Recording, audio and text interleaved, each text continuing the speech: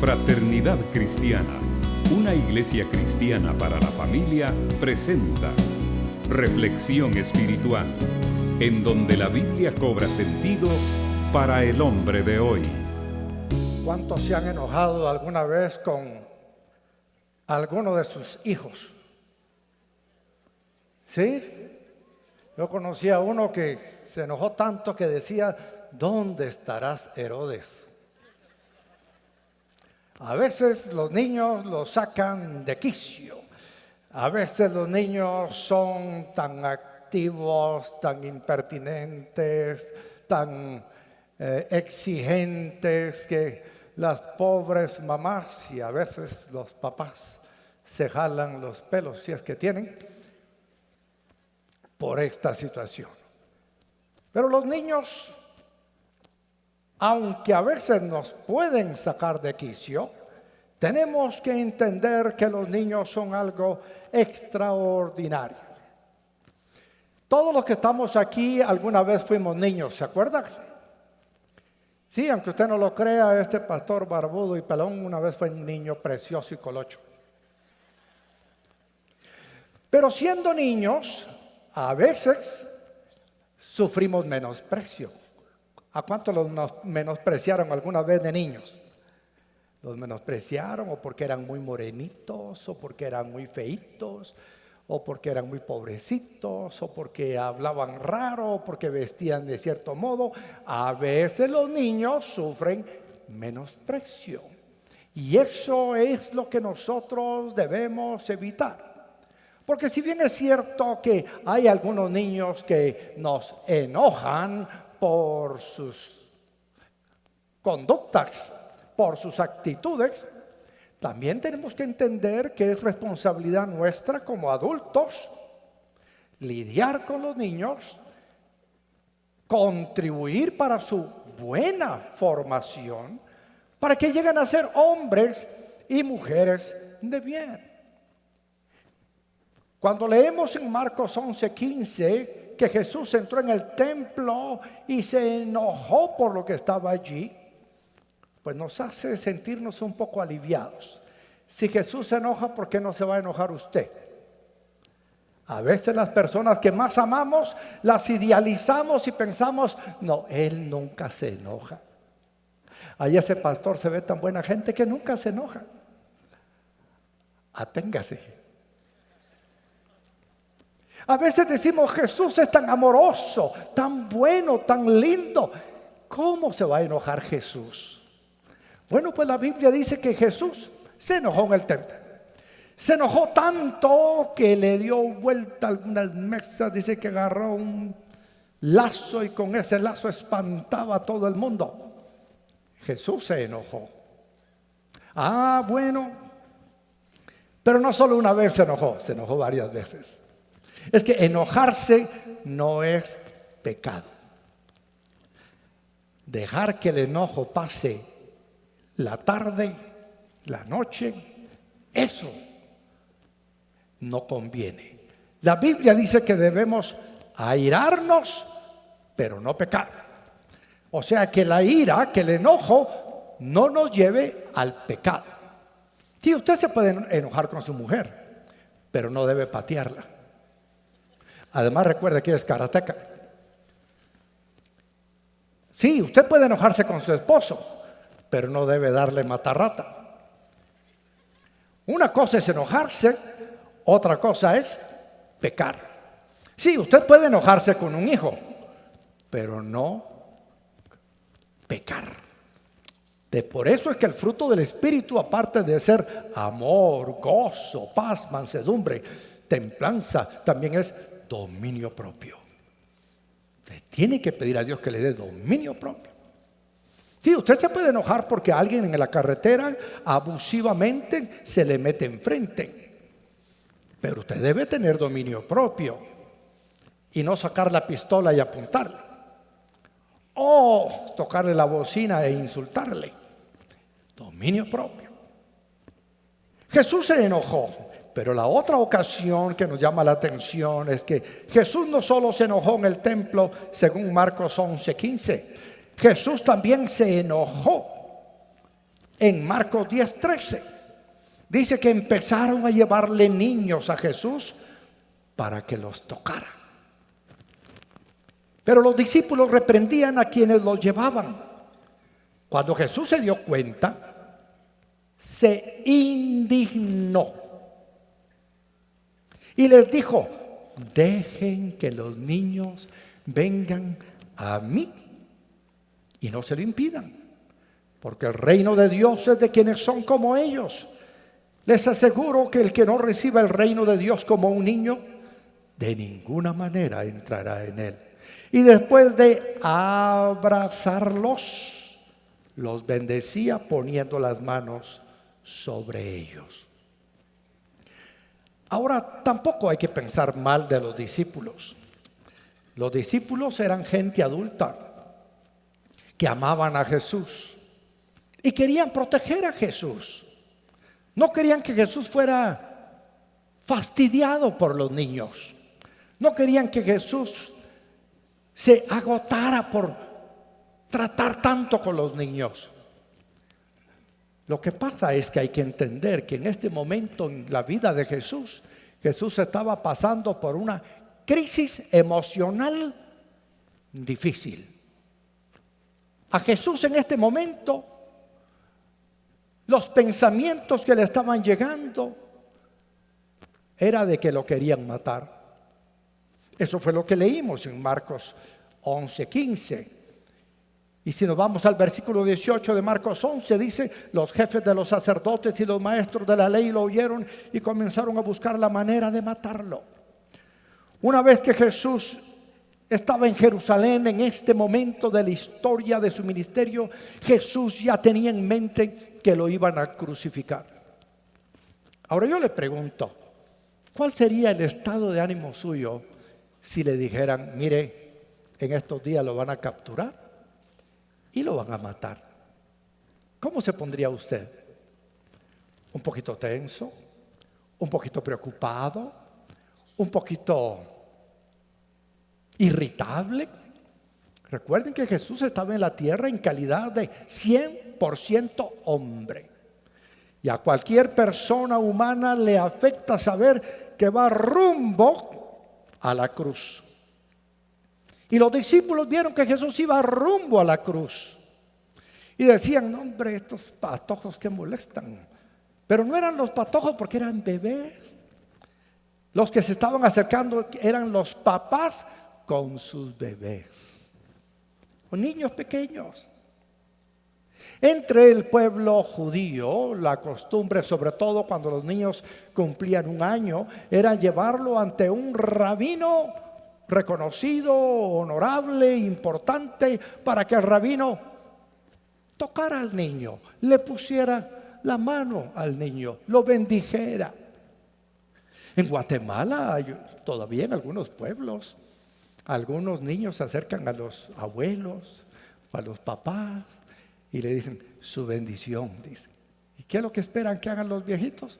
Les pongan la mano encima, los toquen y los bendigan. Esa es una costumbre que viene de mucho tiempo atrás. Ahora yo le pregunto a usted, si usted supiera que se morirá hoy por la noche, ¿qué le diría a sus niños en este momento? Si usted supiera que esta noche lo van a ir a matar, ¿qué le diría usted a sus papás? ¿Qué le diría usted a sus hijos? ¿Cuáles serían sus últimas palabras? ¿Cuáles serían sus últimas instrucciones? Por eso me encanta recordar la frase con la que respondo cuando me preguntan: mire, pastor, ¿y cuándo será la venida de Cristo? Y les digo: bueno, la venida de Cristo puede ser hoy, para llevarse a una persona a la presencia del Señor, o puede ser dentro de 100 años, cuando venga por su iglesia. Por eso debemos vivir hoy como si fuera nuestro último día, pero trabajar como que fuéramos a vivir 100 años más. Pero usted, ¿qué hace con sus hijos hoy? Ahora es cuando usted puede instruirles. Ahora es cuando usted puede decirles todo lo bueno que usted sabe. No deje para mañana lo que puede hacer hoy. Ahora es cuando hay que aprovechar que los niños se acercan. Si usted tiene hijos que están en la edad que se le acercan, aproveche, porque luego crecen y después, en vez de acercarse a usted, se van a acercar a una muchachita preciosa que va a andar ahí cerca. Ya no van a querer estar con usted, van a querer andar con la muchachita a la que aspiran conquistar para que sea su novia. O van a querer andar con sus amigos que son deportistas y que los entusiasman para jugar y hacer deporte. Mi abuela sabía que se iba a morir. Estaba ella gravemente enferma, pero me mandó a llamar 2 horas antes de fallecer. Y me dijo: arrodíllate aquí a la orilla de mi cama. Jorge, me arrodillé a la orilla de su cama. Y lo que me dijo jamás se me olvidó. Ella oró y dijo: Dios mío, haz de este nieto un siervo tuyo, un predicador del evangelio. Suficiente, ¿verdad?, para decir a un hijo, a un nieto. Murió a las 2 horas. Pero ¿creen ustedes que sirvió que ella diera esas últimas palabras al pastor de ustedes hoy en día? Claro que sirvió. Fue oportuno. Fue mostrar el rumbo, fue marcar el destino, fue tirar una flecha hacia un punto específico en la vida. Así que los discípulos estaban protegiendo al maestro, sabían que estaba bajo tensión, sabían que estaba bajo presión. La presión fue creciendo tanto que en el Getsemaní Jesús dice que derramó gotas de sudor como gotas de sangre. Es más, Jesús dijo al Padre: Señor, si puede pasar este vaso de mí, que pase, Señor, pero que pase conforme a tu voluntad y no conforme a la mía. La diferencia entre la mayoría de adultos y los niños es que los adultos estamos bajo presión constante, estamos bajo constantes presiones de distinto tipo. Presiones en el trabajo, presiones en la escuela, presiones por la familia, presiones por el estado político. El adulto vive bajo constantes presiones, pero debemos superarlas y aprender de Jesús. Cuando usted llega a su casa, no traslade las presiones del trabajo a sus hijos. No traslade las presiones del tráfico a sus hijos. No traslade las presiones de la sociedad que usted está sufriendo a sus hijos. Ni mucho menos las presiones que por las decisiones propias que usted ha tomado por culpa suya y está sufriendo las consecuencias. No las traslade a sus hijos. Bendígalos, abrácelos. Si usted no ha leído el libro Escuela para Padres, yo le recomiendo que lo compre hoy en Frater Librería o que lo pida en Amazon.com, porque ahí enseñamos cómo a los hijos hay que amarlos para darles seguridad. Y eso es lo que hacía Jesús. Jesús amaba a los niños, y no solo de palabra. Dice la Biblia que los abrazó, los tocó y los bendijo, porque hablamos en el libro Escuela para Padres de bendecir para dar seguridad.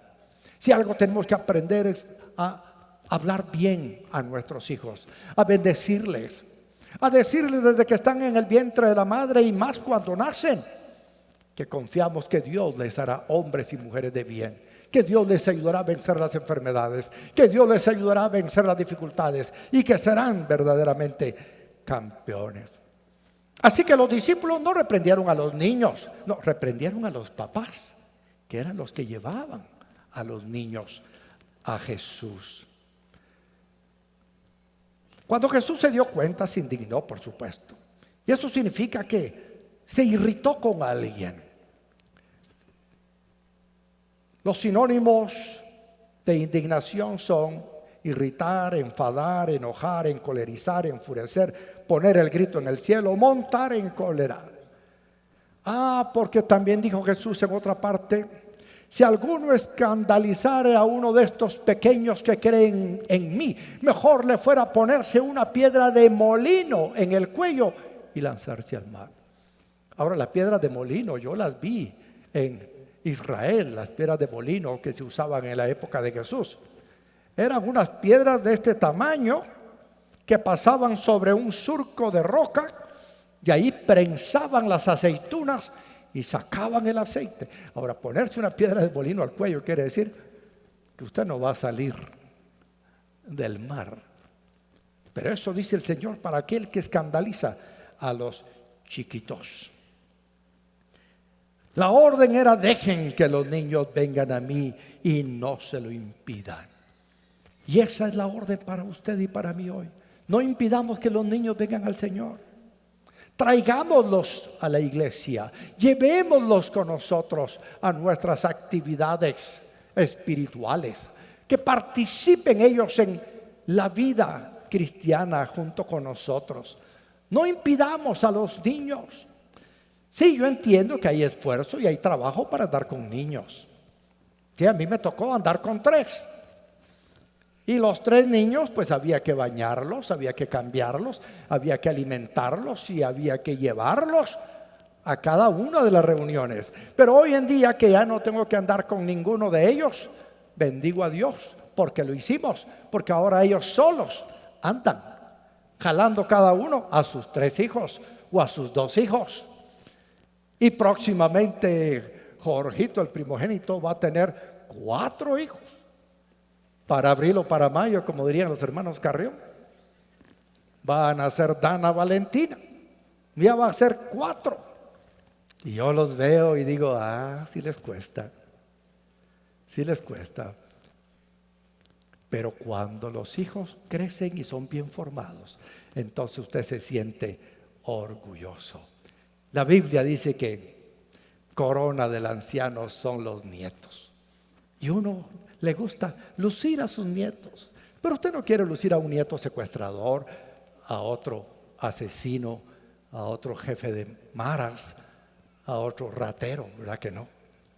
Usted no quiere tener nietos que lo avergüencen y que sean una corona de espinas en su cabeza. Entonces tiene que enseñar a sus hijos bien para que los hijos repliquen, repitan lo que usted enseñó a ellos. Dejen que los niños vengan a mí y no se lo impidan. Porque el Señor sabía que darle un tiempecito a los niños y abrazarlos y bendecirlos iba a producir fruto en el futuro. Yo recuerdo a uno de mis hijos que no se olvida que cuando era chiquito, allá por 1983, tuvimos una gran concentración en el campo de Marte. Habían más o menos 1 millón de creyentes ahí reunidos en el primer centenario de la iglesia evangélica en Guatemala. Y entonces tuvimos el privilegio de subir a la tribuna ahí del campo de Marte y estar entre las personalidades que ahí nos visitaban. Pues el mandatario que estaba gobernando en ese entonces el país, cuando nos vio, se acercó a saludarnos y besó a los niños. Pues varias veces he oído a algunos decir: yo recuerdo cuando este fulano me besó ahí. Cuando usted es una personalidad en el mundo y usted se acerca a un niño para bendecirlo, para darle un apretón de manos, para darle un abrazo o sacudirle la colochera que carga, eso lo recordará un niño para siempre. Por eso es que nosotros podemos ser muy importantes, muy elevados en la sociedad, pero siempre debemos tener tiempo para caminar entre la gente y sobre todo entre los niños y darles un poco de tiempo. Hace algunas semanas me invitaron para visitar cada una de las clases del Liceo Frater. Y allí en nuestro Liceo Frater fuimos de clase en clase, saludando a los niños y conociendo a los nuevos y diciéndole a los antiguos: aprecien a los nuevos, recíbanlos en su círculo, apóyenlos, y dándoles consejos a los niños. Me he encontrado por ahí con muchos papás que dicen: mire, mi hijo llegó muy contento porque fueron a visitar su clase y hablaron con ellos un rato, oraron con ellos un rato, se tomaron una foto con ellos. Son detalles que nuestros niños recordarán siempre. Ahora usted, como abuelo, como tío, como padre de esos niños, tiene una gran responsabilidad con ellos. ¿Por qué la iglesia no debe menospreciar a los niños? Lamentablemente yo he estado en algunas congregaciones a través de la vida donde a los niños los refunden en un lugar inhóspito, en un lugar inapropiado, porque estorban. Pero nosotros debemos, como iglesia, darle a nuestros hijos lo mejor que podemos dar. Por eso es que aquí en la Frater siempre le hemos dado prioridad a la niñez. Les hemos construido las mejores aulas, con los mejores recursos audiovisuales, con los mejores maestros para que les instruyan y les ayuden.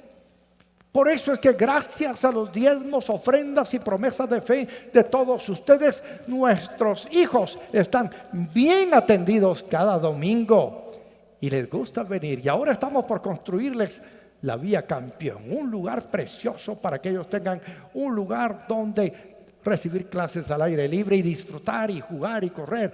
Que los niños vengan a la iglesia y la encuentren como un lugar atractivo. La razón por la que no están aquí la mayoría de niños no es porque no los querramos, sino es porque ellos están aprendiendo a su ritmo, con la pedagogía adecuada, con la didáctica adecuada. Hay niños que están en el piso, no porque no hayan sillas, sino porque ahí están más contentos. Hay chiquitos que están ahí en su clase y les están pintando florecitas en el rostro, chiquititos, pero están contentos y felices. Ellos están mejor que usted y yo aquí porque a ellos les dan merienda. Aquí una vez al mes les damos Santa Cena, pero así es el panito que les dan. Pero los niños están bien atendidos. ¿Qué tal si le damos un aplauso a todos los maestros de la zona de campeones que nos ayudan con ese trabajo maravilloso con los niños? Qué importante es pensar en dar lo mejor a los niños. Por eso es que hace 27 años fundamos el Liceo Frater. Hoy leí en la primera plana de la prensa libre que hay una gran limitación en los jóvenes hoy en día porque no aprendieron inglés.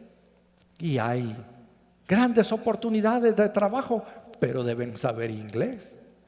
Nosotros hace 27 años, cuando fundamos el liceo, tomamos la determinación de que iba a ser un colegio totalmente bilingüe, de tal manera que aprendieran inglés bien y español bien.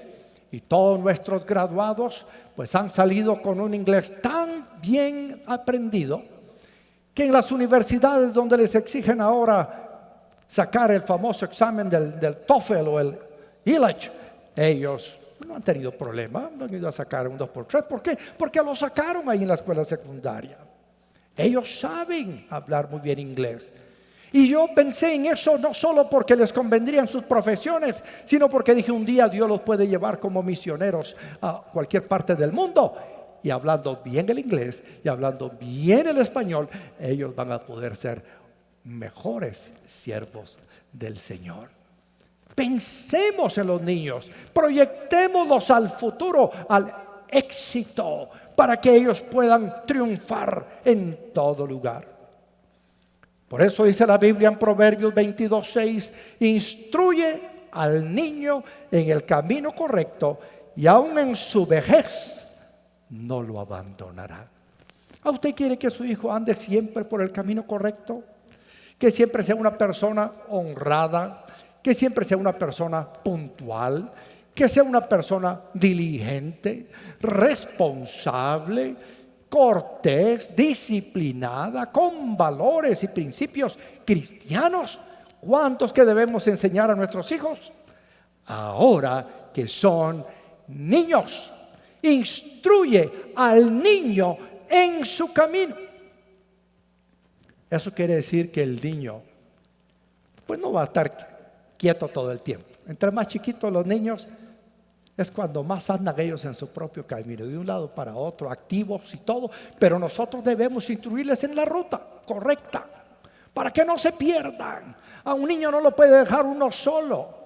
Ayer veía en las noticias como unos padres de familia estaban bebiendo licor frente a una venta de licor, y ahí con ellos tenían a una niña quizás de unos 4 o 5 años.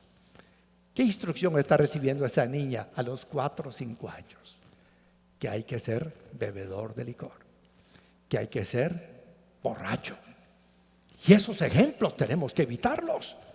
Si usted instruye a su niño que es normal beber licor en la calle con sus amigos frente a una venta de licores, pues va a tener a un hijo más adelante que lo va a avergonzar por su conducta. Un borracho es una persona irresponsable. Es una persona que va a conducir un automóvil con riesgo de matar a otro y de matarse él mismo. Instruye al niño en su camino, y esa instrucción debe de ser con nuestro ejemplo. Y aún en su vejez no lo abandonará. Cuando él sea viejo y usted ya esté en la tumba, ese hijo dirá: mi papá me decía, mi mamá me enseñó. Y esas instrucciones recibidas de niño lo van a guiar bien cuando sea viejo. Yo bendigo a nuestros padres, a nuestras madres, a nuestros abuelos, a nuestras tías, a los tíos, a los maestros de nuestras clases en los de niños, porque ellos contribuyeron a que hoy nosotros estemos en un buen camino. Démosle un aplauso a nuestros viejos que nos instruyeron bien, y gracias a ellos hoy somos hombres y mujeres de bien. Si andamos en un buen camino es porque nos instruyeron bien, porque nos dieron un buen ejemplo. Y eso es lo que tenemos que hacer nosotros con los niños siempre.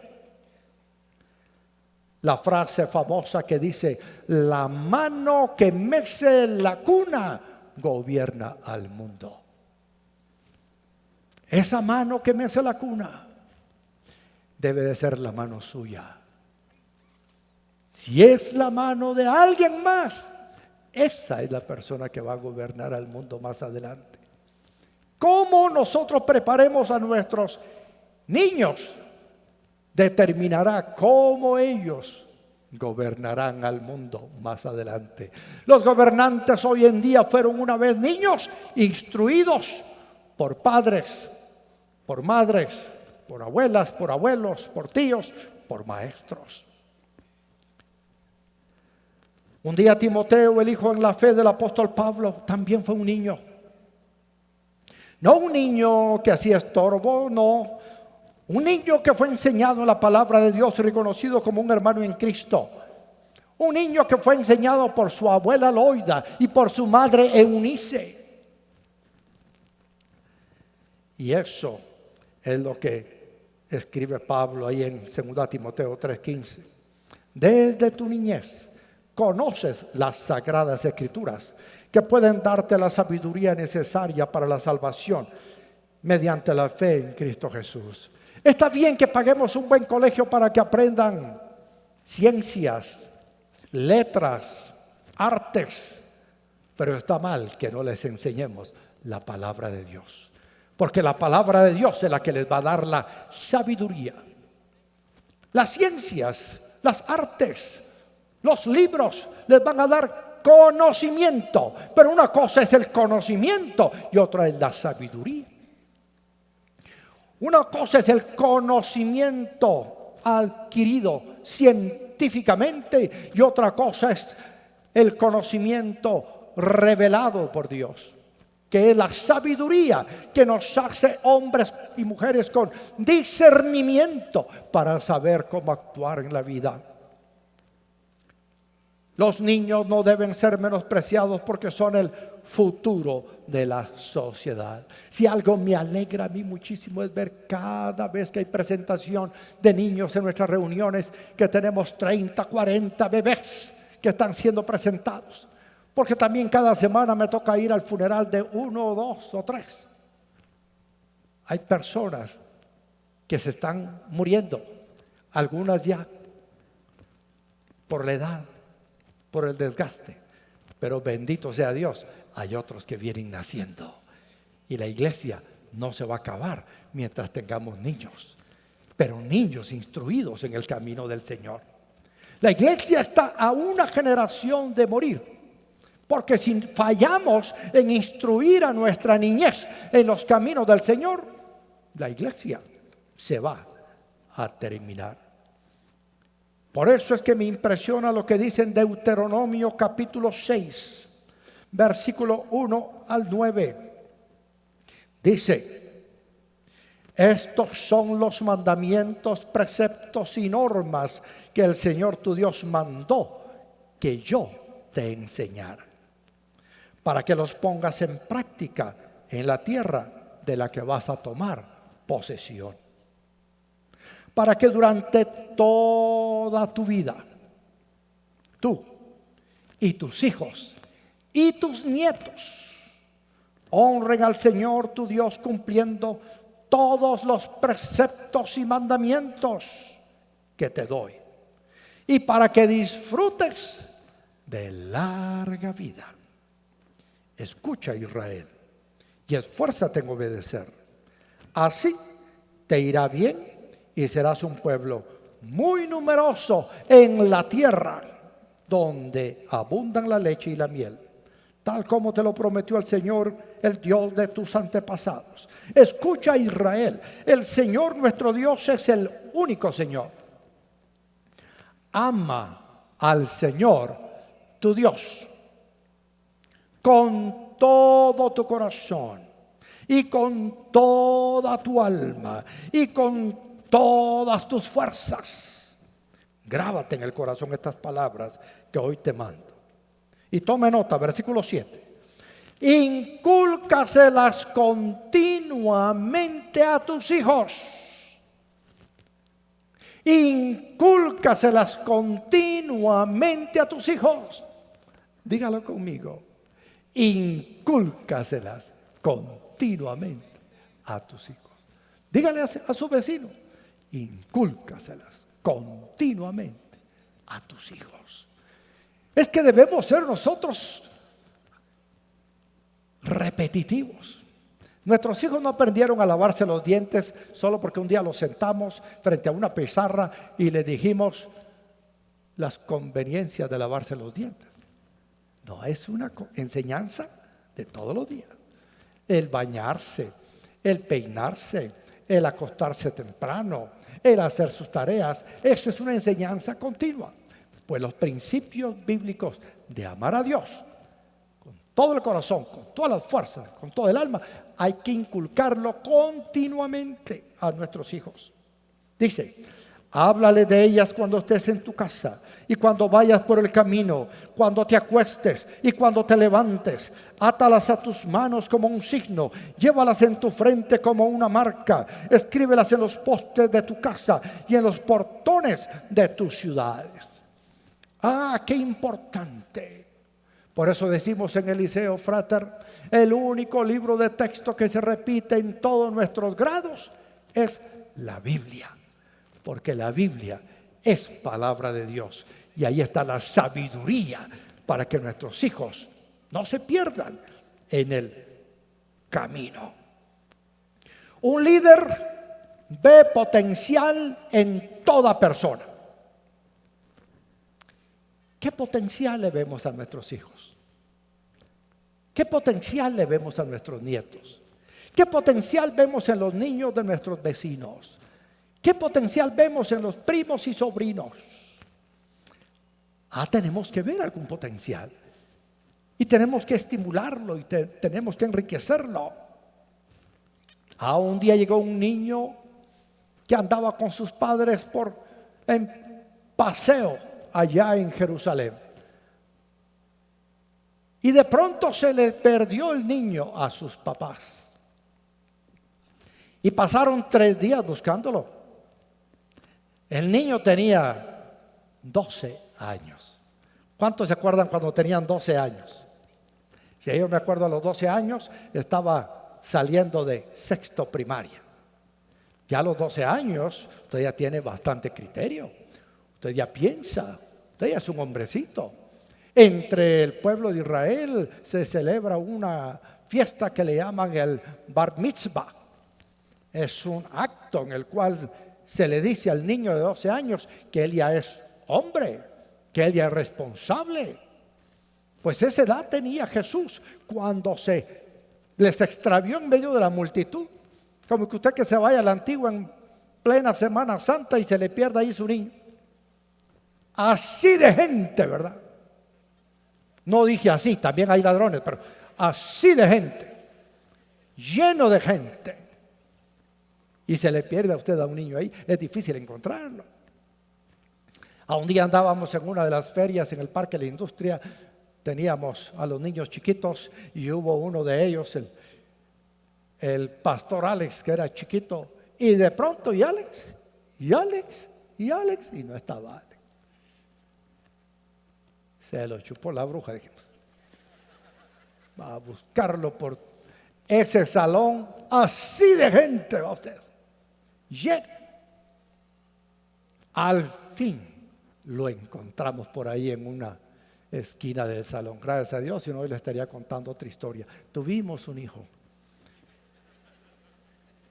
que ahora lo adoptaron allá por el África, vas a ver. Pero miren, hermanos, Jesús se extravió ahí.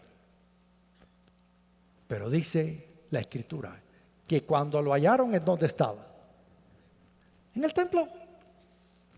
Estaba discutiendo con los rabinos, con los fariseos, con los saduceos, con los líderes, los conocedores del templo. Y dice que estaban asombrados de la sabiduría del niño. No se queje usted porque a sus hijos les gusta venir a la frater. No se queje usted porque sus hijos quieren ir a la célula de juniors o de jóvenes. No se queje usted porque sus hijos quieren participar en el coro de niños o participar en una obra de teatro o participar en un retiro de niños.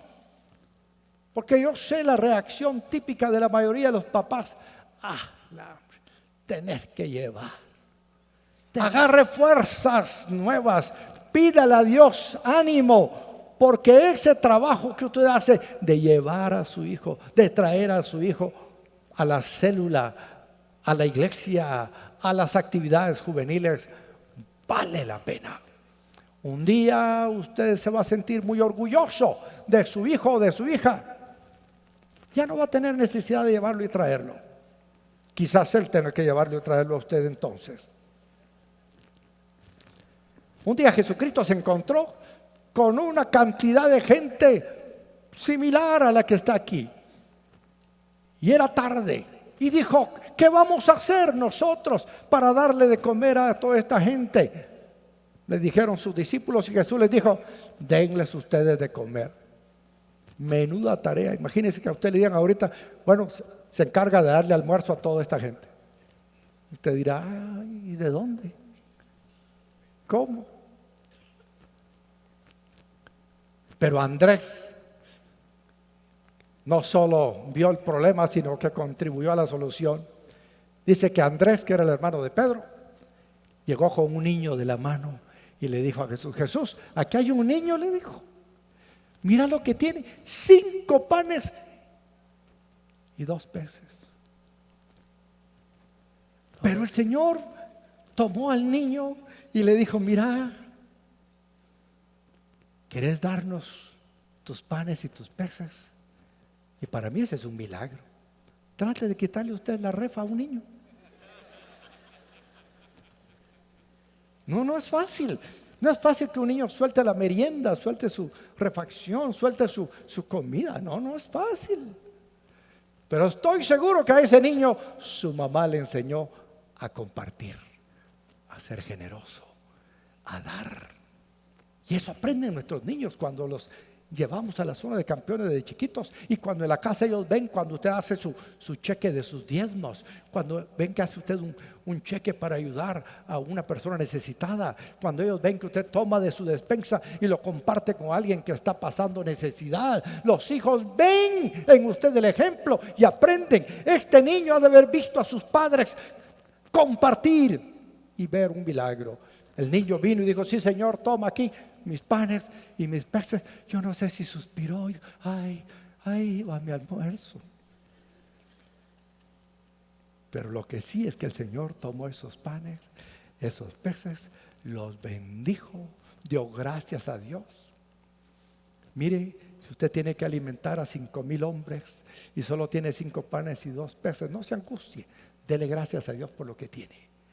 Y dice la Escritura que el Señor los empezó a partir y se empezó a multiplicar, y a multiplicar, y a multiplicar, y salían sándwiches de pescado por todos lados, y la gente comió sándwiches de pescado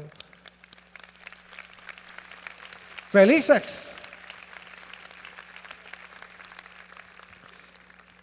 Dice que los discípulos recogieron 12 cestas llenas. Yo les pregunto, ¿ustedes creen que ese niño que dio los 5 panes y los 2 peces se quedó con hambre? No.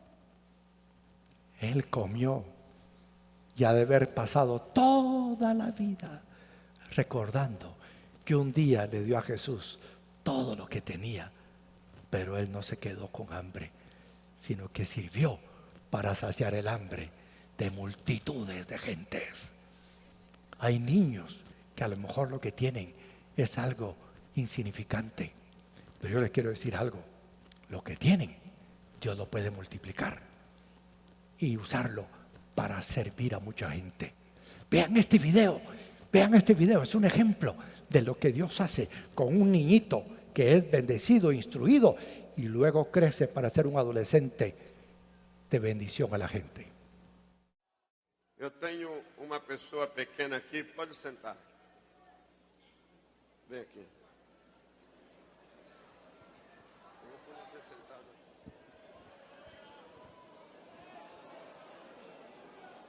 Olha aqui. Como é que você chama? José Antônio. Eu vejo você com muito desejo de adorar a Deus. Você tem alguma coisa para dizer para esse povo? Tenho. Que Deus possa abençoar cada um de vocês.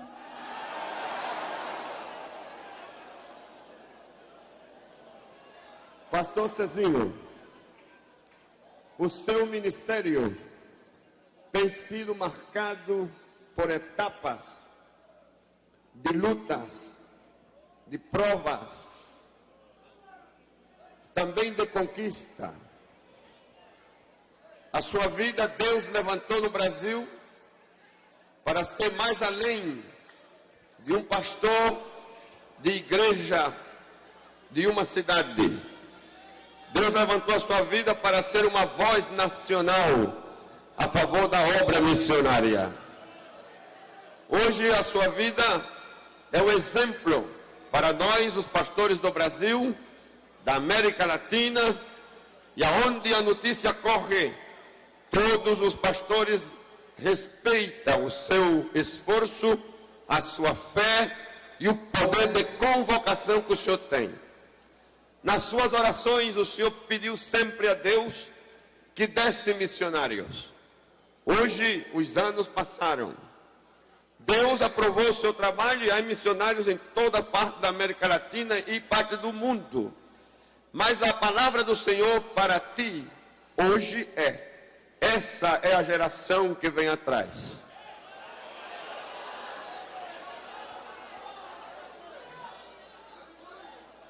E nas casas de vocês, há menino como esse. E ele hoje aqui representa os pastores, os evangelistas, os profetas, Representa os apóstolos da manhã que Deus está levantando na nossa nação para revolucionar o Brasil e o mundo. Levante a sua mão agora. Pai, nós te louvamos por esta preciosa noite de bênção, pela vida do José.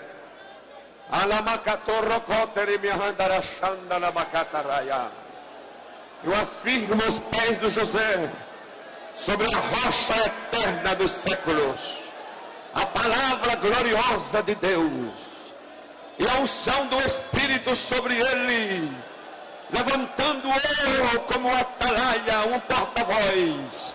Hoje eu te ponho entre as multidões, José, e a tua voz será ouvida para revolucionar vidas, famílias, lar e transformar povos e nações. Seja sobre ti o poder do Espírito.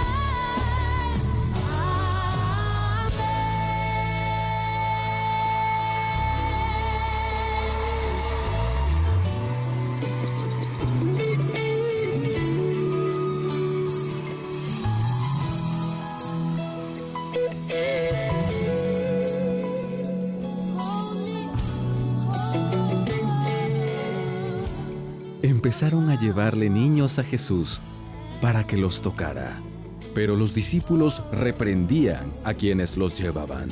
Cuando Jesús se dio cuenta, se indignó y les dijo: «Dejen que los niños vengan a mí y no se lo impidan, porque el reino de Dios es de quienes son como ellos. Les aseguro que el que no reciba el reino de Dios como un niño, de ninguna manera entrará en él». Después de abrazarlos, los bendecía, poniendo las manos sobre ellos. Worthy is the Lamb.